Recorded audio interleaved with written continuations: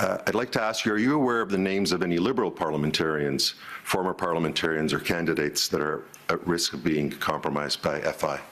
Yes, and for other parties as well, because I have access to large amounts of information. I know this place is where I am. No other place is. Everyone has an opinion about Canadian federal politics. Oh, yeah. Hey gang, what's up? Just Aaron right here. Canadian Looney. Trudeau was testifying today in front of the commission. Ridiculous, right? We see the answer he gave in the opening, so it sounds like we're going to get somewheres. Instead of complaining about Trudeau, I'll ask you this question. What would you do if you knew that you had a politician that was lying to the entire country, being deceptive, just being coy, arrogant, snotty, sassy? Would you tell people like that's how that person is, or would you just show them the deception, the deceit, the lying, all of these awful things, the arrogance? That's what I'm gonna do. I'm gonna show you. I think we have issues, but I don't want to tell you that. I want to show you why I think that. That's it. Let's take a look. We need an election, gang. So, Mr. De Luca for the Conservative Party. Good afternoon, Prime Minister. Am I correct that you have top-level security clearance in government by virtue of your office? Yes. Do you know which minister is responsible for the communications security establishment, sir? Yes. Minister of Defense? Yes. Do you know Ms. Zita Astravas, sir? Yes. She worked on each of your Liberal Party election campaigns in 2015, 2019, and 2021, correct? I believe so, yes. And she worked in your PMO office as your Director of Issues Management until 2017, is that correct? That sounds right, yes. Are you aware that she was Chief of Staff to Minister Blair in 2021 in the lead-up to the 2021 election campaign? Yes, that sounds right. And the Commissioner has heard that a politically sensitive warrant application that would have empowered CSIS to investigate foreign interference languished on Ms. Astravas's desk for approximately 54 days in the lead-up to the 2021 election. Are you aware of that fact? I believe there are questions about the dates involved. Does that mean that you disagree with the overall time period of 54 days? Yes. Okay. And how long, in your understanding? My understanding, it was a number of days before it was a number of days within those 54 days before it ever got near Ms. Astravas's desk. Okay. But again, these are things that I have learned over the course of the various testimonies over these past days, not anything I was aware of at the time. Okay, have you heard the figure 54 days at all in connection with these proceedings? I've heard that you used it yesterday. Okay, and if that time period is correct, 54 days, have you learned at all, or do you have any understanding as to whether that length of time for the processing of a CSIS application for minister approval for a warrant is ordinary, out of the ordinary, extraordinarily out of the ordinary? Have you formed any view on that? Because I have, as Prime Minister, absolutely no involvement in the process whereby CSIS is granted warrants. I have no frame to conclude on that. What I can lean on is, I believe the director of CSIS raised that there was no flags about the timelines involved. Okay. Mr. Blair remains in cabinet today, sir? Yes. Okay. And he serves as the Minister of National Defense today, doesn't he? Yes. Okay. Just give me a second.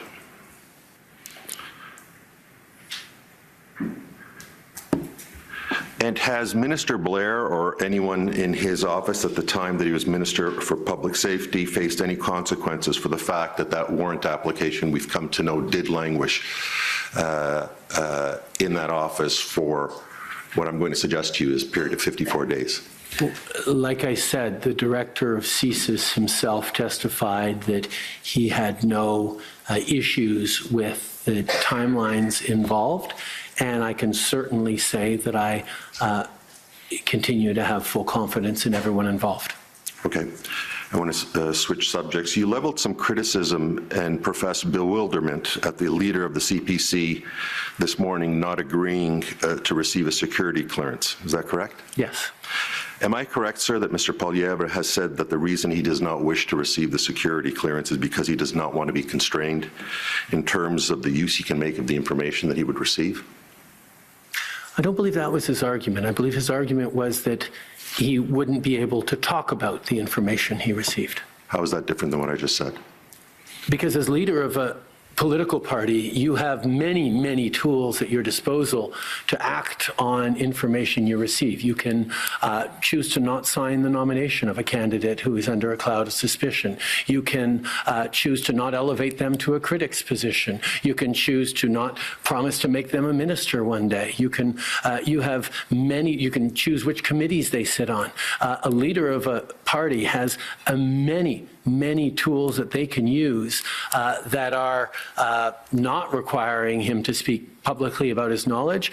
The leader of a party has quite a bit of power over what happens within that party, and that's why the ultimate decision maker in a political party should always be the leader. Are you aware that there are other security cleared individuals within the CPC that can and do receive regular security briefings? I think you're speaking of Ian Todd, the Chief of Staff? Among others, yes. I can't help but imagining how people would react if I sort of sat back and said, well, no, Katie Telford got cleared on this information. She made a determination about who could run for me or not, and I don't need to worry about that sort of stuff. Canadians didn't elect, or Conservative Party members didn't select Mr. Todd to make decisions about who could run for the Conservative Party of Canada. They expect Mr. Poilievre to take those decisions, but he has decided that he doesn't want to take those decisions. Sir, just over the lunch break, and you didn't mention Mr. Todd at all in the bombshell disclosure that you made today, but just over the lunch break, in light of that, in response to your news this morning that you were aware of a number of CPC parliamentarians and former parliamentarians that are at risk of being compromised by foreign interference, Mr. Todd has advised that he has received a number of top secret briefings from the security establishment, and in none of these briefings has the name of any Conservative parliamentarian or candidate, past or present, been brought to the attention of Mr. Todd. Why is that? You'd have to ask CSIS for that, but my supposition is that Mr. Todd is not the one who is responsible for determining what candidates can run or not for the Conservative Party of Canada, that it would be the leader. And much of the information that is handed out to various individuals with security clearances is determined on their need-to-know basis. You indicated today, as I indicated earlier, in a very public forum and in a very public manner, your knowledge of the names of CPC parliamentarians and the risk that they risk being compromised by foreign interference. Am I correct, sir, that one way that you could arrange for those threats to be mitigated is through the use of threat reduction measures under Section 12.1 of the CSIS Act? Threat reduction measures are tools that CSIS has used regularly in many cases regarding different parliamentarians, and it is very possible that a number of those parliamentarians will have had visits from CSIS and either defensive briefings or others to try and mitigate the risks that they are going through. That is different from a leader choosing to willfully remain ignorant of very serious contentions, including by the NSICOP, that the leadership race that elevated him to leader was compromised by foreign interference. And if the tool of the TRMs were used, you couldn't use the leader of the opposition's reluctance to obtain security clearance as an excuse not to provide that information to the CPC. Isn't that correct? I'm sorry, I'm not following. Can you rephrase the question? Sure.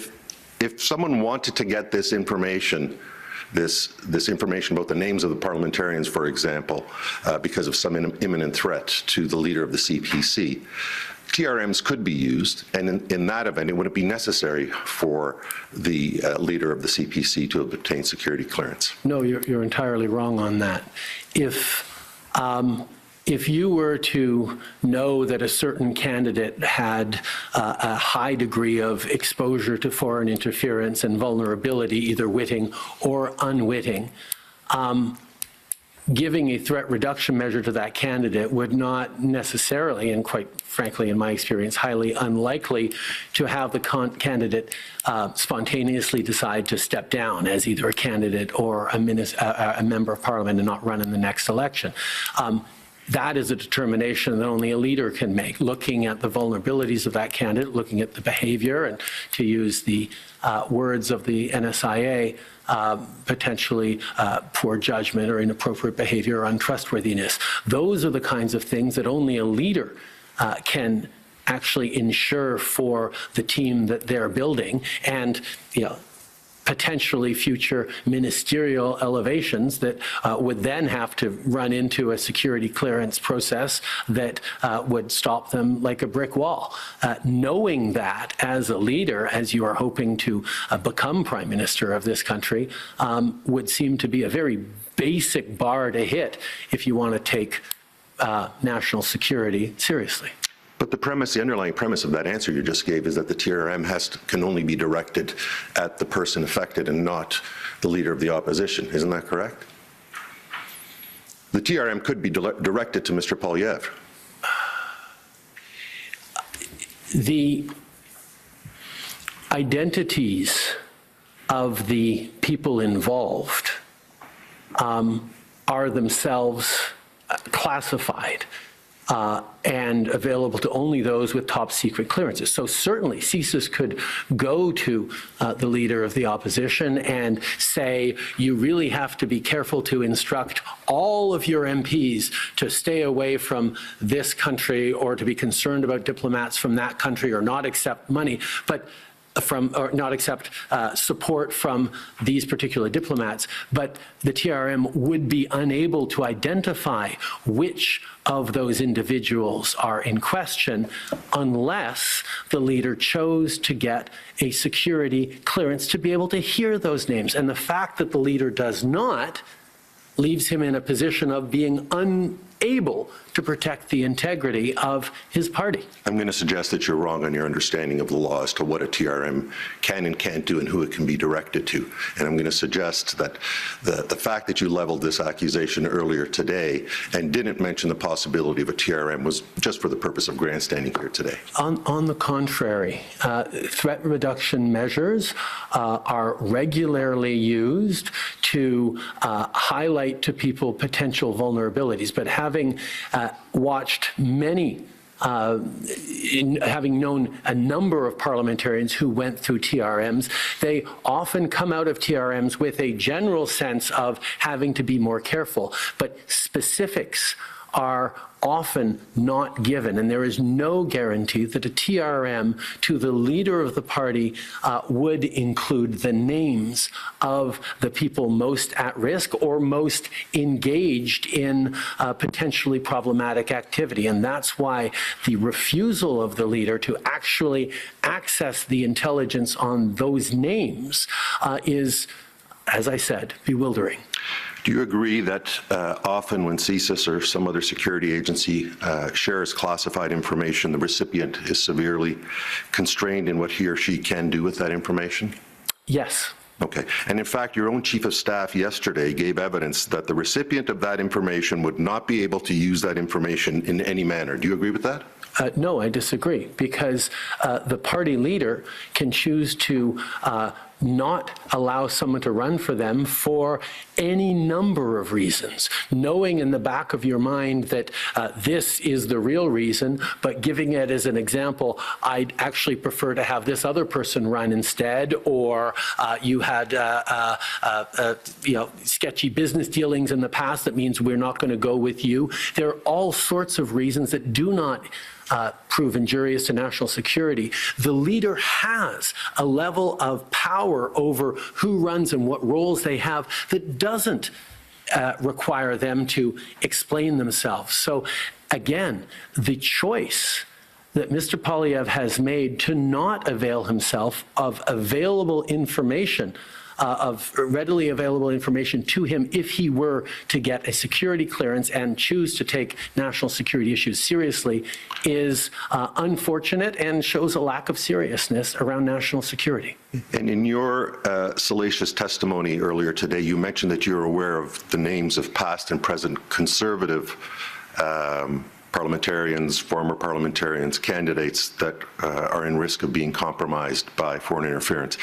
I'd like to ask you, are you aware of the names of any Liberal parliamentarians, former parliamentarians or candidates that are at risk of being compromised by FI? Yes, and for other parties as well, because I have access to large amounts of information. Right. You didn't mention those today, right? We spent an entire session the last time we had a public hearing talking about concerns and named individuals that that CSIS and intelligence agencies had within the Liberal Party. Don Valley North comes to mind as a riding. So as I have said many times, there have been actions taken and choices made based on information we got because I had that security clearance. Right. Mr. Poilievre has decided not to get that security clearance, so he can't even know how to begin or not to make decisions regarding that information. Okay, so you've acknowledged Mr. Dong. I want to see if you can help us with, in connection with the warrant application that we were talking about earlier, that I was talking about earlier with you. Can you confirm that either the target of the information or one or more of the individuals on the Van Wienen list were Liberal operatives, sir? We object to that question on the grounds of national security. With all due respect, Madam Commissioner, when it suits the Prime Minister's purpose to say that there are Conservatives on a list that he can discuss or he can't discuss, that's fine. But when I ask for confirmation if there are Liberal operatives that are on a list, I said yes. My friends, well, I'm asking you in particular on that list there. But that is on the warrant or on the Van Wienen list. The Prime Minister has absolutely no engagement or authorities or involvement in the granting of CSIS warrants. That's a very different thing than concerns about parliamentarians who may have been exposed to foreign influence. And your attempts to conflate them are simply ineffective. Well, you're attempting to evade the question. I just asked you if any of the names there were Liberal operatives, not whether you could or couldn't do anything about it. That's all I'm asking for confirmation of. Well, I'm not sure what we're talking about. If we're talking about the warrant, anything that might be related to the warrant, then there's an objection to the question. If we're talking about some other list, then ask the question about the other list. So well, it's about the warrant? It's about the target of the warrant or the people that are named in the Van Wienen list that accompany the warrant. So the questions are noted. I have no choice, as you know, and we'll see whether the Commission will pursue these questions or not. Thank you, Madam Commissioner. Thank you. All right, gang, you got to tell me what you think. Is Trudeau being straight with Canadians, or is he just deceiving, stalling, delaying, dividing, distracting, confusing people, being arrogant, being a narcissist? I'm not sure. These are just things that I'm asking. Do you think he possibly could be these things? My name's Aaron. This is Canadian Looney. We watch the daily question periods. We always have a live show at 2:30 Atlantic Standard Time. That's 1:30 Eastern. And it's a blast. Great chat room, fun community. Let me know what you think in the comments about this video and our Prime Minister, Justin Trudeau, his girl, Melanie Jolie.